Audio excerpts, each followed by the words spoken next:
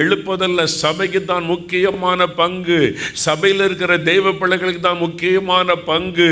சாத்தானுக்கும் அது தெரியும். அதனால இந்த கொள்ளனையை வச்சு இப்ப பிசாசு என்ன பண்றான், ஆன்லைன்ல இப்ப பிரசங்கம். அதனால சர்ச்சைகளை எதுக்கு போன, வீட்டுல இருந்தே ஆராதனையில பங்கு பெற்றலாம். சிலருக்குள்ள பிசாசு இந்த விதையை விதைக்கிறான். அதுல வீட்டுல உட்கார்ந்த என்னன்னா, இந்த சர்ச்சில் ஒர்ஷிப் நல்லா இருக்கும், அதை போடு.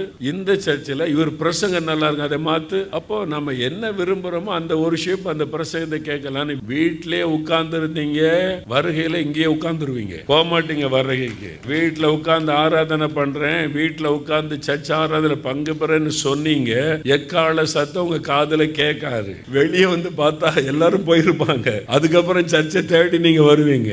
சபைதான் தேவன் எழுப்புதலுக்கு தெரிந்து கொண்ட இடம். அதனாலதான் சாத்தான் சபைக்கு வராத வீட்டிலே உட்கார்ந்துங்கிற ஒரு பழக்கத்தை உண்டாக்க முயற்சி பண்ணுகிறான். தேவ பிள்ளைகள் விழிப்பாயிருக்கணும். அல்லேலூயா சொல்லுங்க.